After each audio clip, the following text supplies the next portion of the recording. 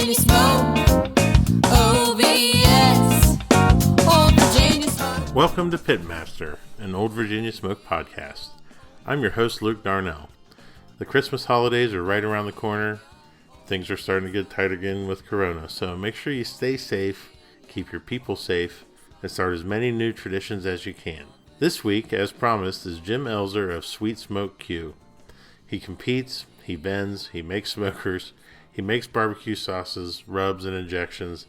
There really isn't much that this fellow hasn't done in barbecue. I know I say it every week, but this week's episode is killer with a lot of great info. We'll definitely have Jim on again, as we only got through half the questions. So please join me in welcoming Jim Elser. How you doing, buddy? I'm good. We're having little chuckles before we.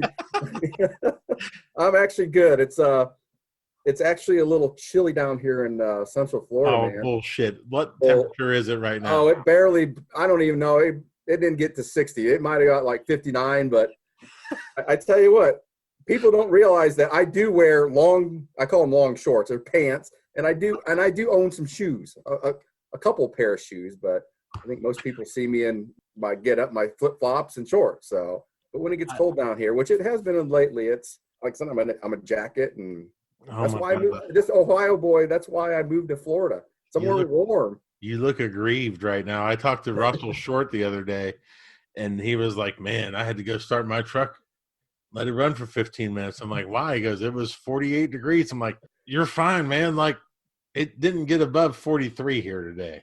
When I first moved down here, I bought a brand new car that had heated seats, and being from Ohio, I'm okay. Yeah, I can deal with that, in Ohio. But my thought was like, we're in Florida. Why would I need heated seats?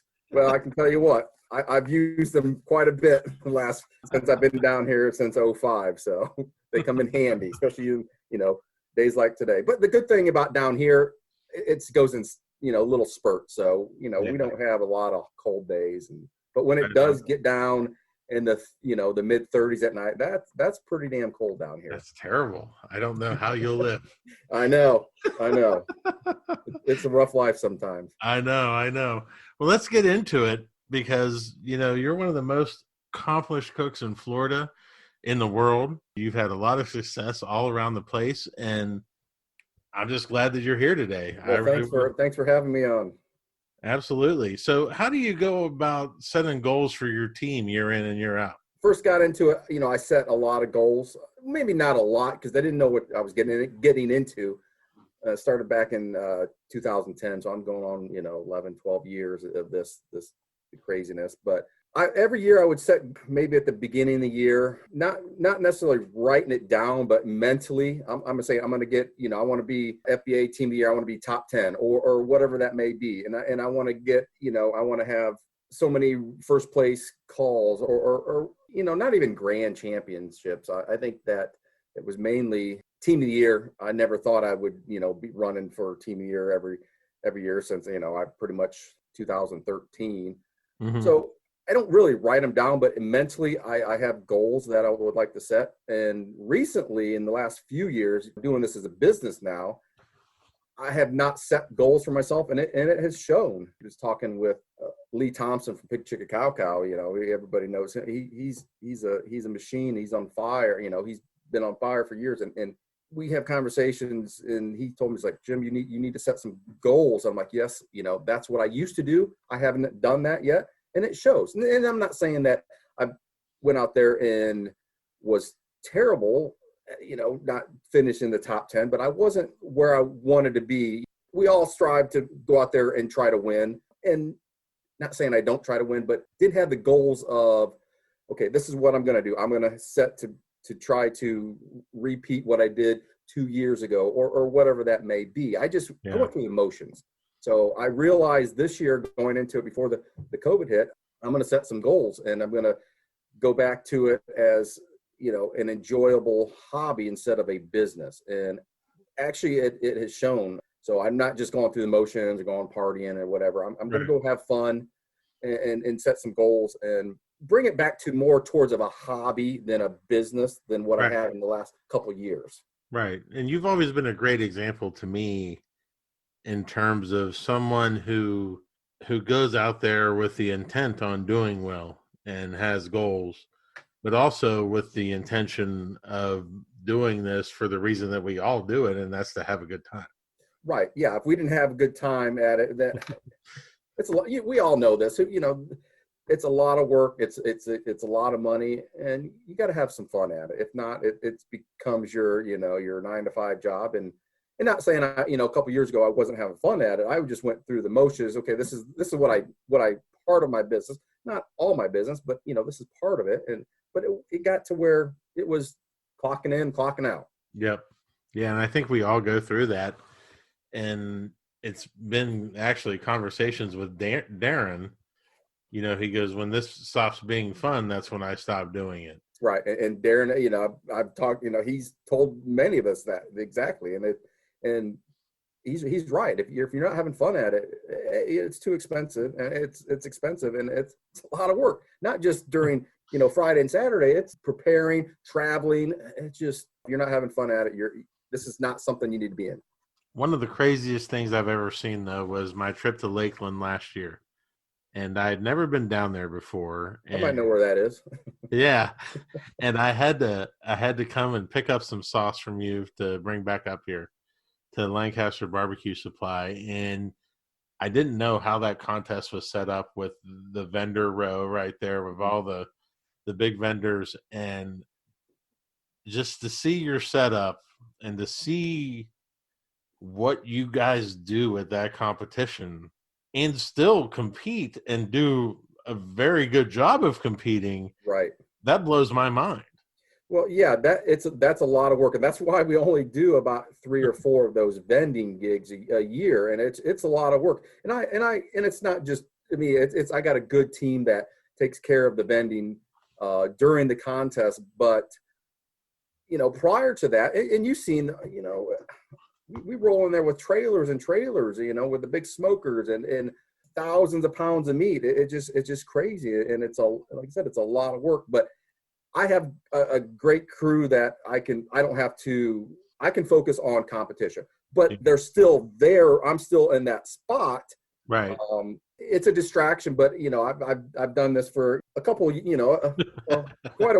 a while. I know what to go through. And when I first started, that's how I supported this habit, was vending at all these. So for the first probably 3-4 years, every contest I would set up, and then a lot of times it was just me and my son.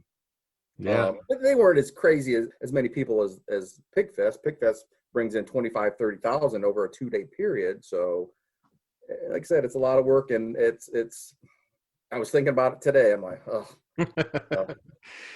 just thinking about all the work and what it takes to do that. It just, But I'm that's part of the business, and if we didn't do well in the vending side, we wouldn't do it. So it's one of the top 3 events I've ever been to, and I'll say this: it's pretty unique. I got to do it last year under very special circumstances, and I can't speak enough about it, and I'll never miss it. I'll never miss it. And that's one of the things that was my very first contest, 2010, and I vended by 5 o'clock. I brought everything. We could do a whole show on that whole cluster F. Yeah, you can cuss here, by the way. It's friendly. Yeah, I know. The funny thing is, I was on a radio show a couple weeks ago, and it was like, I thought we were doing a podcast, and I think I said shit. I got beat. Oh, potty mouth Jim. Oh, we're on the. You say whatever you want here. All right. Well, so at 5 o'clock, that very first, I'm like, all right, I love to, I got into this because I love to cook, not necessarily barbecue, but I was cooking barbecue up in Ohio for friends and family. And by 5 o'clock, I brought everything with me but the kitchen sink. And I had a 4x8 foot open trailer that I've had all this shit on. I mean, I'm sure there's probably pictures somewhere out there. I wish I had it, because I look like the Clampetts going down the road. And like I said, it's just so intense with all them people. By 5 o'clock on Friday, didn't know what I was getting into. I was ready to pack up and go. Honestly, I think I would have not did any more barbecue contests, but I built a smoker. I've had so much money already wrapped up into it, and I had paid for other contests. I'm like, all right, might as well do a few. And then they got easier and easier. So It's amazing when you think back to when you started, how much shit you took with you. Oh, and that's what, when I teach classes, we had a class a couple weeks ago, and I said, it's hard in the beginning to figure out what you need to bring, but now I'm using very little things, rubs and anything. I mean, if somebody's, oh, you have it, no, I don't have it. I mean, I just bring what I really need. Exactly. People always ask me, you got any extra of this? I'm like, No, nope. no, It's not in here. no. Yeah, so back to Lakeland is a very unique contest, and that's the one I have not. There's only a few contests on my bucket list that I want to win. I mean, I've been fortunate to win a lot of, cool contests, but Lakeland Pig Fest being my shop. I'm right by the airport, my Florida hometown. I want to win it. I've been really close several times. Last year we did well. I think 2 or 3 years ago we took third overall. I thought we had it won. So that's on my bucket list to do. Wow, you've not won that one. No, I have not. I'm sorry that I didn't know that. But hey, 2021's a fresh year, and we're gonna try it again. Basically, our hometown contest is Fredericksburg, Virginia, and for 5 years it was like, come on, 2 RGCs. It's like, Jesus, this is. And finally we won it, and I was like, now I'm complete as a person. You maybe put a little more pressure on yourself. When I moved to Florida, I actually lived in Winter Haven, which they have an FBA contest there every year, and I was fortunate to win that one. So when I lived in Winter Haven years ago, I did win it. So that was my home. This one here, my shop's right next door to the venue, and that's the bucket list. That's probably one of the 2 bucket lists that I have, that I would love to win. Hey, goals, buddy. We already talked about goals. That's right. I'm gonna start a goal list right here. I'm gonna write down. So in terms of what you've cooked and everything, I know you've had a lot of success, but what's been the biggest turning point in your life as a pitmaster? The biggest turning point as of I think I can answer that in a lot of different ways, but yeah, when I just by that question, the biggest turning point was when I figured chicken out. When I figured chicken out, it was like, the skies lifted. I'm like, okay, I can do this. But honestly, it took me a long time to figure it out with the help of some other people that didn't tell me what they were doing, but just give me some pointers. Why don't you try this? Or, why don't you look into that? So I think the biggest turning point as competition is when I figured chicken out. That's a great answer. Because I think about these questions in terms of myself all the time. And that's a great answer. I'm sorry. No one's answered that question that astutely. That is great. I mean, it was my nemesis. I tell you what, I probably could have had my first grand, year and a half before I did. These new teams, backyard teams were beaten, I'm like, what the hell? What are they doing? And I'm in the bottom quarter, bottom third of the field every contest. I mean, I tried everything. I had people tasted it, and I don't know if they were giving me the honest truth where we talked. Right. I don't know if they were giving me the honest truth, but what I completely switched what I was doing completely, and it was like, honestly, I think the first time I'm going to give some props out to Dana Hillis, Big Papa Country Kitchen. He doesn't compete much down here, but when I started, he was the guy. He was the guy that I was struggling and I was thinking about giving it up. I was cooking, didn't have an enclosed trailer, didn't have air conditioning. It's hot down here. It's miserable. He helped me and give me some. He didn't tell me exactly what to do, but he'd give me some pointers to figure that chicken out. And I think the first or second contest, that was one. I got a first place chicken. I'm like, woohoo! I got it figured out. And for the longest time, I mean, I've won. I don't know how many times, since 2013. I probably won every team of the year chicken, but twice, and since then I've struggled lately because it has changed a lot. How I do it, but stubborn me, it took me a while to change it to what other people were doing. And I like to take things where it's, okay, this is how I'm exactly doing. Well, I don't want to take it verbatim. I want to, take them points and make it my own. Absolutely. So I was stubborn for probably a year and a half. What I'm doing chicken, it's totally different. totally different than what I. Do you teach that way as well? Like use this as a guideline and then. Yeah, I teach both ways just because I feel like that chicken's going to come back because that's some. And when I do the classes here, I have certified judges, KCBS and FBA judges come here. So I give the students, the people taking the class, the input too. And I actually learn from them judges. And I tell the judges, and they're tough judges. And I said, don't just give me good scores just because we're here. It's a learning process for me too. Sure. And every time we do that chicken, they like my old school chicken better. But these judges, I call it barely done and way overdone. I used to barely done where you're barely getting that stuff done, and it's you're walking a tight rope there, whether you're gonna fall off to the or right. You always scratch. I'm cooking it in less than 50 minutes. That's how fast. Are you the creator of that process? No. I that's where I got some help for Dana Hillis, and he might have been. And when he told me that, I'm cooking it for 40, 45 minutes. I'm like, what? So I'm going to put that out there. I mean, I killed it. I call it barely done. And I tell you what, it's one of the tastiest, juiciest chicken. Matter of fact, we were out west and I remember. We could spend an hour on this, just by the way. I'm not trying to push you, but I have so many questions. Okay, yeah, we can whatever. But I remember we were out west somewhere at a contest, and I don't know, it was out at a casino, whatever, and this was years ago. And I give Travis Clark a piece, and he says, how God damn, that's good chicken, but is that what you want? I'm like, yeah, that's what I want. So they weren't used to that texture of that chicken.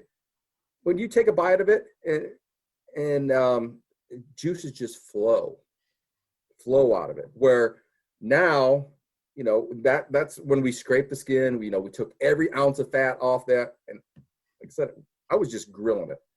And what I found out that these backyard guys were beating me. That's what they were doing. They were just throwing on a damn grill and not saying winning, but scoring doing better than I was. Yeah. And I used to cook it to, the 190 to 200, whatever that may be. And so I teach it both ways in the class, but the last several classes, the judges, that scored better than what we turn in for competition. I think one of the reasons is, the judges are afraid to have something that's so juicy that they're scratching their head. Is it done? They think that people like that old trick of injecting it with butter and stuff like that. Yeah. Oh, I did that. And I did try the Sous Vide with the, at a competition where I'm boiling my water. No joke. I've tried everything. Tried to make me a Redneck Sous Vide with boiling water on the smoker, put it in a cooler and keep adding hot water to do it that way. No joke. I did that a couple times, and that didn't work very well. I'm sorry, folks that are listening whenever we put this out there, but we're going to stay on this for a minute. Because when I came down last year, I'm cooking out of Jeff Troop's trailer, mm-hmm. and Russell Short's right across from me, and he's like, I'm killing it in chicken. And he's like, you ain't got no chance in chicken. And I'm like, I'm okay. 2017 chicken team of the year, but okay. And I'm like, let's trade. And I hear him talking to Bill Gillespie a little bit, and he's like, yeah, I barely done. And I'm like, all right, it's on. Let's go, And he brings it over to me, and I bit it, and I went, yeah, I have never had anything like that before. But I also know that 50% of these judges are from up my way because they're down here on vacation. Yep. I was like, so I'm going to turn in my chicken, mm-hmm. which is the 200 plus chicken. And I think that Russell had won chicken, like he's going to be so pissed off that we're talking about this. I think he had won like chicken like 5 times in a row or some shit, and I smoked him. And he was so mad, and he goes, you said you didn't like it. I'm like, I said it was different. I didn't say I didn't like it. But it was different. But back then, like I said, it took me a year and a half and I knew, and Tim Malloy and all those guys, they were cooking it that way and doing well. And I was still doing it the barely done. The thing with that is the window, just like hot and fast. We're cooking hot and fast. And Yeah. I'm typically a low and slow guy. The hot and fast, your window, we're talking only a degree or two. That's how critical it is. Once it gets past that magical number, I'll tell you that magical number if you want to take my class, but that magical number, once you hit it, it's very good, but the window is so narrow that it's worth doing the 200 chicken and not going for when I'm doing that barely down, I'm swinging for a home run. Home run swing, yeah. Where I found out, okay, it's not about a home run in one category. You gotta do all four without screwing one up. So. Yeah, that's funny that you mentioned that, man, because like a lot of people operate on that home run swing, and a lot of people operate on the hitting singles swing. Yep. I don't know. I think it's a combination of both. I think you have to take the meat as it comes to you, and then really make an assessment. Can I make the home run swing here? Can I not? You know what I mean? Right. And not saying I won't go back to that. I'm not going to go back to that. That's why I teach both ways to show it. It's just, I think the judges get used to something, and you hear judges like, well, I wish we get something different. We get something in a different flavor. You do something different, you're going to get hammered. We all know that. Unless you get it, you pound it and pound it and pound it. And I think when I was doing it, when I first started that down here, there was other people. I know of other people were doing it. Not very many, but there was some people doing it and doing well. So, and then when it shifts to the overdone, that's what they're used to. So, and then when they get something like they haven't seen or tasted in a while, or we're getting new judges all the time, so they've never had the differences. They're used to this. So in their mind, okay, what's wrong with this chicken? It's it's oozing juice. Right. So let's switch gears a little bit. Habits, rituals, and routines. You're not a superstitious person, are you? Not very much. You haven't been wearing that hat forever? Well, we could. I've been wearing hats forever, and people think I don't have any hair. I got plenty of hair. You do. I don't know that I've ever seen it before. No. Now, for all of you that are just listening, like Jim has a full head of hair. Like, I got lots of hair. I got sometimes too much hair. Too much hair. I said sometimes like, man, I wish I was bald. Not I don't say that, but I'm like easy, buddy, easy. But my superstition, I think when I cook with my brother Jeff, he has a lot more superstitions than I do. I have a few. Obviously, it's the red hat and the black sweet smoke shirt when I go to the contest. I guess if I show up without a hat, and I've been places where dress up formal places that some barbecue people. We didn't. Who are you? Let me put my hat on. Oh, all right. So the red hat I used to wear all the. I'm a Buckeye fan, and it was never when I started. It was never the red, and I just feel like it's one of those things you start to win. Okay, I had a red hat on, or I had this. So it's red hat. It's the black sweet smoke shirt. Typically, unless it's real cold, it's a flip flop, so which I wear all the time. And I always bring a pink drink to the cooks meeting and at awards. So that's my only superstition that I do. That's like pink drink. That's like 5. Okay. It's fine. And the pink drink is not listen, that's something that shouldn't be underestimated. That was evolved at a barbecue contest. Yeah. For those of you that haven't indulged at some point, if you are at a contest and Sweet Smoke Q is there, make sure to find. Yeah, we usually pour plenty. So it's a good, especially when it's warm out, when it's hot. So. Oh, absolutely. So during your competition week, is your week the same every week? Do you have a routine and schedule you stay to? Yeah, at the most part, just depends on what I got business wise. It used to be when I was, when I had my real job. I call it real job. I guess my engineering job. On Tuesday, I would trim chicken. On this day, I would go there. Now, with being here running the sweet smoke business, it just depends on what we got going on. But typically, Thursday, I'm out getting all the supplies, the meat. I have briskets shipped in. Usually go get the meat, chicken, and whatever I need. And I don't even have a list because I just get the same thing over every week. So I don't even need a list like I used to. I know I go to the grocery store, I know what I need to get. There's a few things that I don't get every week that I'll write on I got a whiteboard in the trailer, so I'll write it down, and on Thursday morning, I'll get my chicken and then You're check it doing out all this on Thursday. Thursday.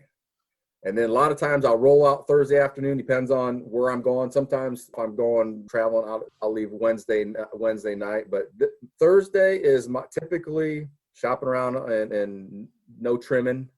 I trim. I don't even open anything up until I get there on Friday. Yeah. I used to. I just don't have the time anymore. Right. When you're working for yourself, running a business, I get it. Yeah. Thursday and Friday, I'm not here, but I'm still emails and phone calls. I'm still kind of, in business, but I'm doing it all Thursday. Right on. And then most times I hang out on Saturday night, and then very rarely do I come back home. I just hang out, and then Sunday, bring the trailer back to the shop, kind of clean it out a little bit. When I pack it up on Saturday night or Sunday morning, it's pretty much ready to roll the next time. I don't want to clean it. I try to do my best job to get it cleaned. Even cleaning the smokers out, I'll clean them out at a contest. I wish I had time to clean it. It'd be easier to clean them here, but I'll drag them out there. I think that's a great point that you make, and because Kim and I do the same thing, and I know a lot of people do, is when we hook up and leave, if literally I have to put coolers in it and we're ready. I don't want to think about cleaning that trailer during the week. Me too. And I have a commercial fridge in my trailer, so it's all plugged in here at the shop. So I don't have coolers to deal with. I'll mop the floors, everything, Saturday night or Sunday morning. Mainly it's Saturday before. This is all done before awards. So all I have to do is pack my back, smokers up either for Saturday night or Sunday morning. Everything's cleaned. So I make it where it's not. It's a work, but I try to make it as least amount of. I'm doing it all at once. I don't want to break it up and do a little bit here and a little bit there. So. Right.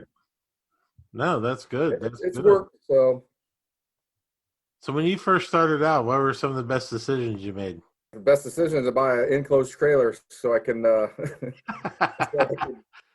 get out of the heat down here. And then I just bought a used, and it's the same trailer I'm using now. It wasn't wrapped, and it went through through two completely rebuilds inside, and that was the best decision. I was at the point where, am I going to buy this? Am I going to continue this craziness of traveling around trying to do something I really loved and enjoyed to do, is to cook. It's the competition. So I went out and bought a used trailer, and for the first, I told my son was cooking with me a lot of time, and it didn't even have this is funny. We said this for many, probably a year. I didn't have an electric jack on it. It was always a hand crank. So our little joke was, okay, Garrett, when we win the first grand, we can buy that electric jack. Yeah. Well, I think I bought it before we won our first grand, but probably the first few months we didn't even have an air conditioner in there. So once we put air conditioner in there, and it made life a lot easier. But when we started, there were some people that had trailers, but it's not like nowadays where you go in there and roll up in these big rigs. Everybody had just a utility trailer, if they even had that. A lot of pop-ups and a lot of pop-ups, yeah. Open trailers. I love pop-up cooking, man. I love it. Not in Florida. Yeah, I like what I like is, I know when I travel out west, I use my brother's equipment or whatever I need to go. But I'm kind of that person that I'm not OCD, but I like to be in my comfort zone, my element. I know if I open this drawer, I know where everything is. I don't have to think about it. Where if I'm in a pop-up or if I'm somewhere else where I'm not used to it, I got to think, okay, where is this at? And that distracts you from concentrating what you need to do, to win that contest. I think that you got to hit those fine little details. And back to the sleeping in the trailer, or where I used to sleep in my truck, get a good night's sleep and be focused. And now I sleep just as well in my trailer as in my bed at home, where I get up in the morning, and I'm not a morning person, and I get up in the morning where I'm not tired. So I'm sharper.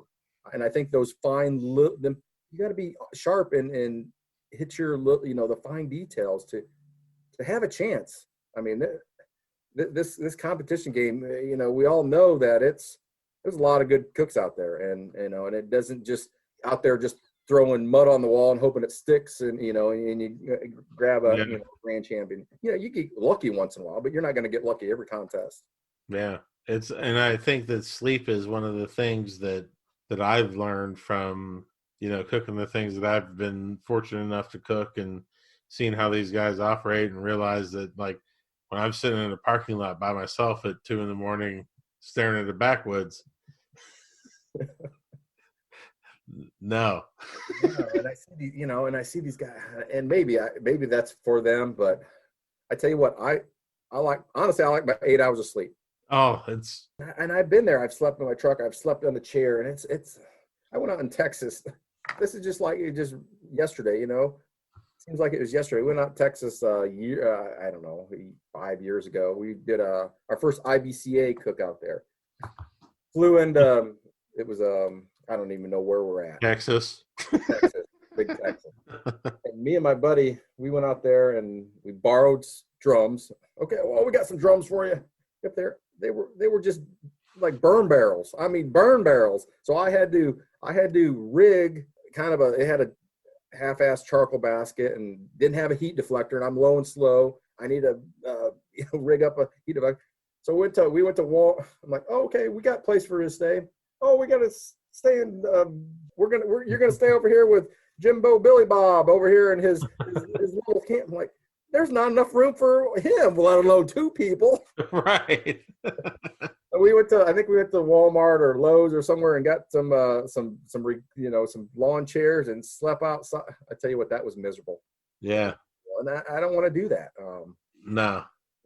It's tough enough to, like I said, what we're doing when we have the comforts of a trailer. But don't.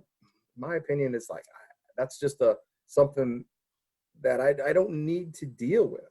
Sleep is a superpower. It is, and then you get tired, and I'm on my feet. I don't sit down, and people I typically cook by myself, and I get this comment all the time, like, Jim, I don't know how you do it. I don't know how you do it. It's just a routine. When I get there, and when I get up on Friday morning to do my routine, I will not sit down really. Maybe at the cooks meeting, and a lot of times I'm saying I won't sit down the whole day. And then same way. Same thing on Saturday. I don't sit down. I won't go out there for once in a while, depends on how things are going, but my flow or my times are based on, I'm doing something all the time. So I don't have time to sit back for 10, 15 minutes. Sometimes I'll sit, hang out for 5 minutes, a few minutes, but you won't see me sitting there longer than 10 minutes. I get 5 minutes, and I normally am texting people and drinking lucky beers on Facebook. even going, checking Facebook or the phone or this, my phone distracts. It distracts. It does. I don't do, especially on Saturday. There's a very few people I'll answer the phone for, on Saturday, but remove those distractions. Absolutely. What's the most surprising thing to come out of competition barbecue for you? I think I have 3. Obviously, a business and barbecue. Never thought in this world I'd be doing this as a business. Because you're an engineer, right? Engineer. I started engineer, and that's probably the surprising. I didn't get into this I want to have a product or I wanted to have a business. The product kind of fell. First product was the pork injection, the Q juice, and that sold very well. And then we came up with the beef and a couple sauces, and it was doing well. And never thought it would be here doing this for a living. If you would have asked me back then, I would have said you're crazy. You're crazy. So that's probably the business barbecue. I never thought I'd win multiple FBA Team of the Years. Never thought that would happen. Never thought I'd win a world championship in 14. And I just feel like, and I've been told this, I don't see myself as these other guys. I feel like I see myself as this kid from Ohio, the farm country that is cooking, up against world championship barbecue. And I've been all over the country. I've been over into Europe. So it doesn't seem like that's something but you're in that conversation.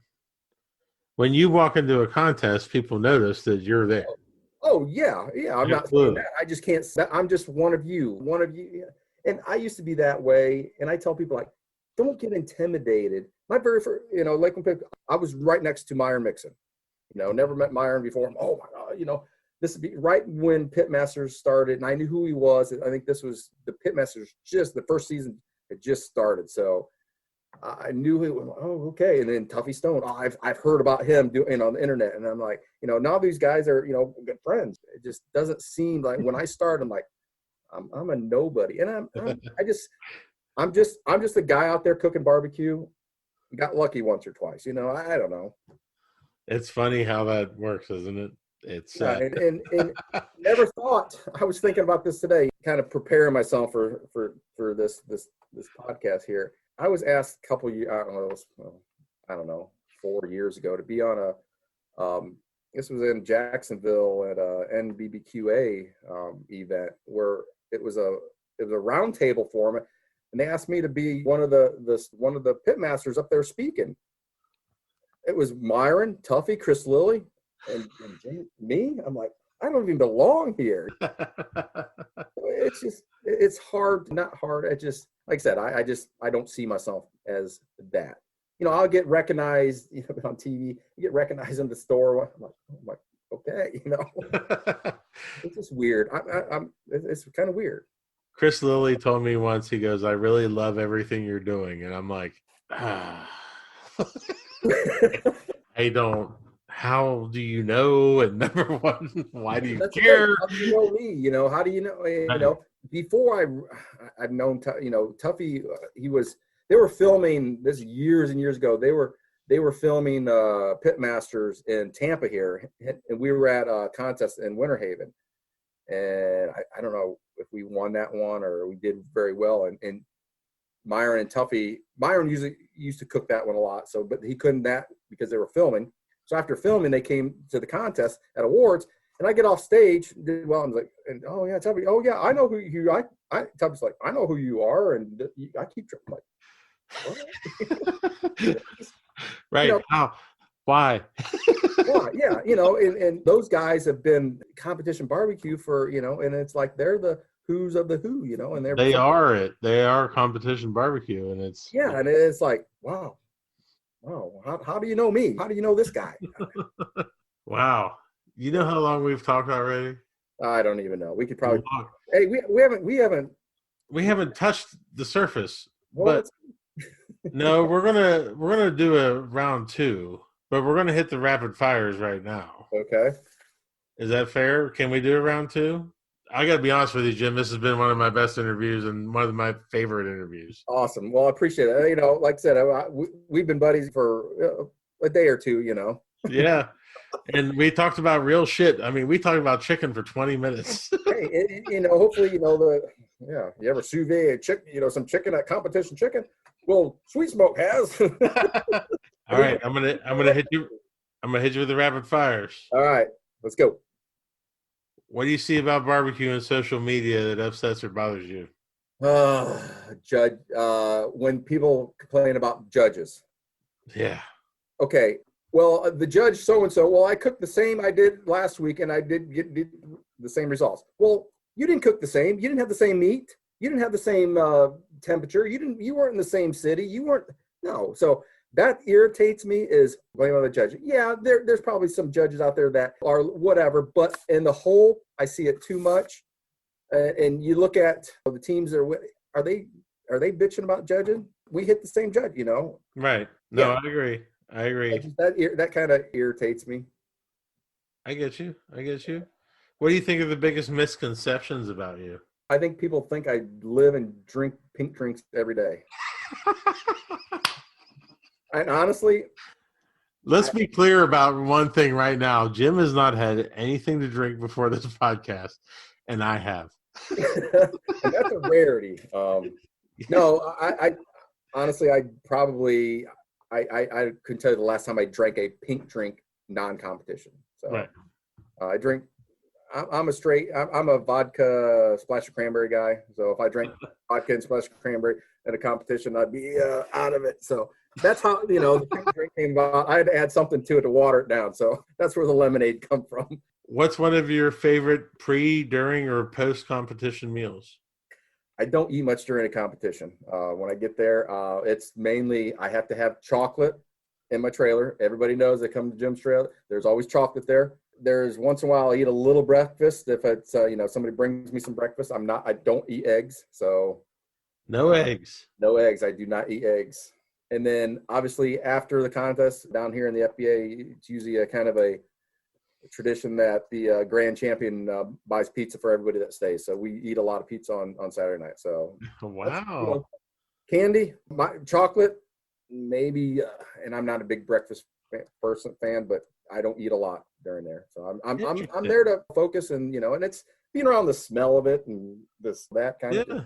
I didn't know about that pizza thing. That's pretty cool. Yeah. It's when we go to the KCBS contest, there's a bunch of FBA teams there that will stick around. If one of us will do very well, we'll chip in. I was like, all right, I'll buy some pizza. That happened when we were up to Banjo BQ we took reserve and we just stuck around. I'm like, all right, I'm just gonna buy everybody's pizza that stuck around. So that's cool. So we don't have to go out. Sometimes we'll go out, but a lot of times we're already been drinking and tired. So it's easier just to get pizza. It's easier. Listen, man, I'm the king of Uber Eats and DoorDash at a competition site. Yeah. And people are like, what are you doing? And I'm like, I just ordered McDonald's for 40. And they're like, how is it coming here? I'm like, just wait. Yeah. And we've done that too. We've gotten hundreds of cheeseburgers, double cheeseburgers. Yeah. If we get tired of pizza, we'll get something else. I know this years ago, one of the guys that won won a big contest down here. There was a sushi bar there, so we just bought a lot of sushi. That's awesome. So, what is your favorite present that you like to give people? I don't know. I think if I give this a lot. This one really gets everybody. I know. I had to think about this, and I think I give a lot of sweet smoked barbecue sauce and rubs away. I'm even at a contest, some new team like here. I'm not saying this for holidays, but here you go, try it out. Right. So I'm a giver of that. Right. I'm a giver of underwear. What I do, I'll probably send you a pair after this interview. Wait. It's my favorite thing to do because it's so awkward. I sent Donnie Teal underwear, and easily the most awkward transition I've ever. My favorite color is clear. Clear. I forgot that you live in Florida and you probably don't even wear underwear. No, I do. I always make that comment, that joke. My favorite color is clear. All right, I'm going to hit you with the last one. Was it as an unusual habit or an absurd thing that you love? Like, what's something that people would think is absolutely nuts about you? Oh, I didn't even think about this one. Say that one more time. What is an unusual habit or an absurd thing that you love? I guess the thing that comes across right now is, I don't know if it's I love to teach.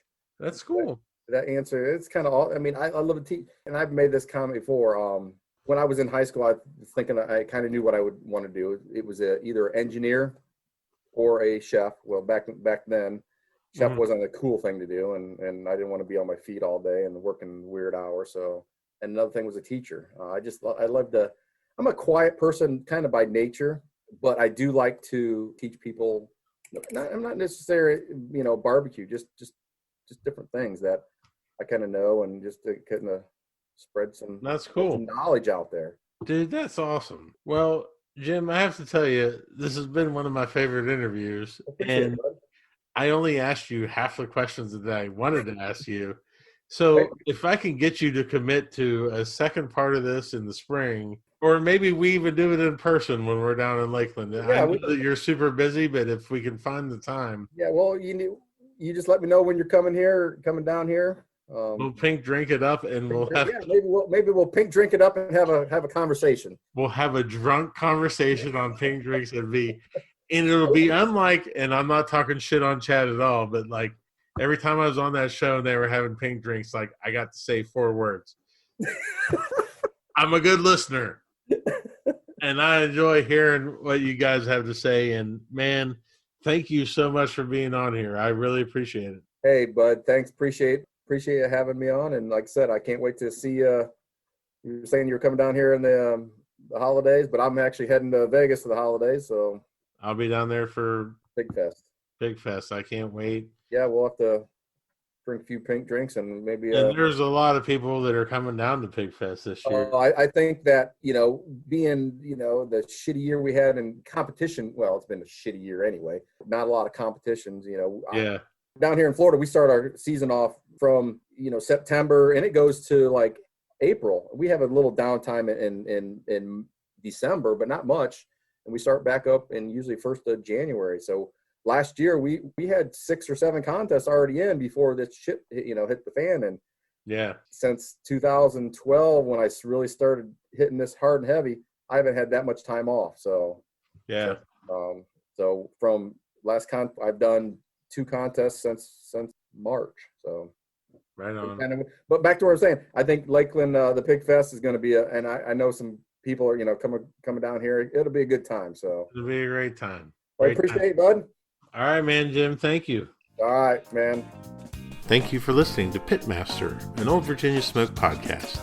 Be sure to subscribe and like the podcast, rate the podcast, and to share it out with your friends. Also, be sure to check out the Old Virginia Smoke YouTube channel as well. We'll have another episode for you next week featuring Jason Hardy with Elite Barbecue Smokers, who is also a candidate for the KCBS Board of Directors. For companies interested in advertising, please contact Old Virginia Smoke directly via www.oldvirginiasmoke.com. Pitmaster, an Old Virginia Smoke podcast, is edited by Chris Sedenka. Pitmaster, an Old Virginia Smoke podcast, is a property of Old Virginia Smoke, LLC. All rights reserved. Copyright 2020. in your